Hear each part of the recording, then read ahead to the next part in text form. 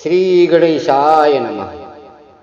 ढोल गंवार शूद्र पश नारी, सकल ताड़ना के अधिकारी।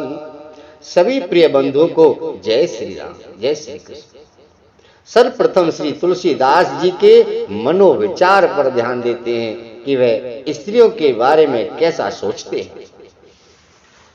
अनुज वधू भगनी सुत नारी, सुन सठ कन्या सम एचारी।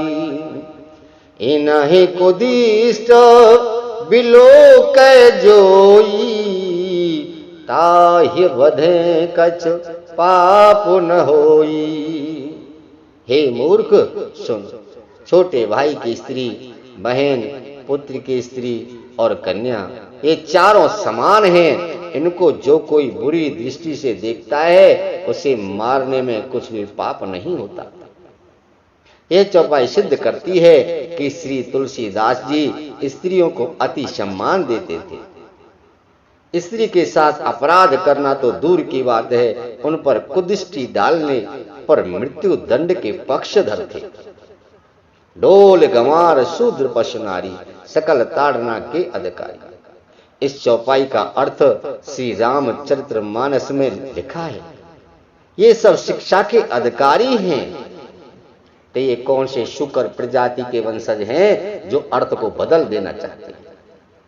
इसका मतलब यह हुआ कि बलपूर्वक जानबूझ करके गहरी साजिश के तहत इस स्वतंत्र भारत में सनातन धर्म के साथ साजिश की जा रही है तथा सनातन धर्मी असहाय कठपुतली बने बैठे हैं। कोर्ट कचहरी भी शांत हैं। क्या यह वही न्याय के मंदिर हैं जो आतंकवादियों के लिए रात में खुल जाते हैं? क्या इनको सनातन धर्मियों का अपमान सुनाई नहीं देता? यह प्रसंग प्रभु श्री राम व समुद्र के बीच का संवाद है। जिस समय श्री रामायण का लेखन हुआ उस समय शिक्षा का अभाव था, स्त्रियों में विशेषकर था। भारतीय नारी की पहचान गृहिणी के रूप में होती थी तथा वहां कई प्रकार की जटिल परेशानियों का सामना स्त्रियों को करना पड़ता था।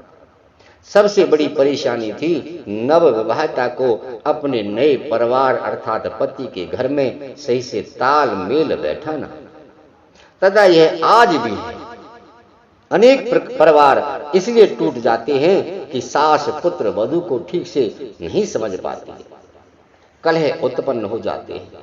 आज के दौर में कोर्ट कचहरी पारिवारिक कलेशों से भरे पड़े हैं। स्त्री के सम्मान की बात हो तो श्री रामचरितमानस से उत्तम ग्रंथ संसार में दूसरा कोई नहीं।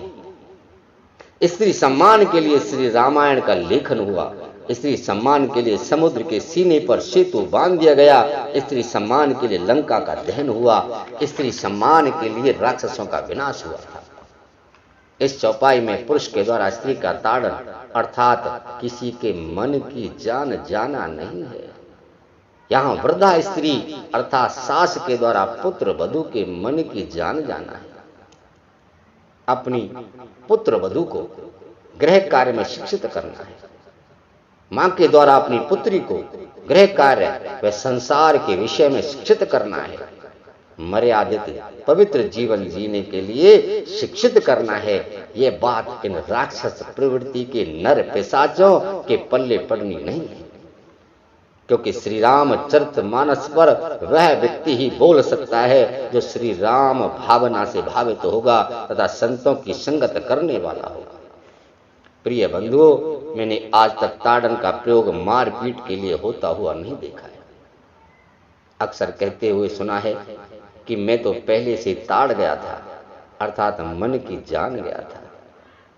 अतः यह सिद्ध होता है कि श्री रामचरितमानस की चौपाई में कोई भी बुरा नहीं लिखा है। स्त्री का परम हित छिपा हुआ है जो कि इन मानसिक रोगियों को दिखाई नहीं दे रहा है। तो ग्रंथ का क्या दोष?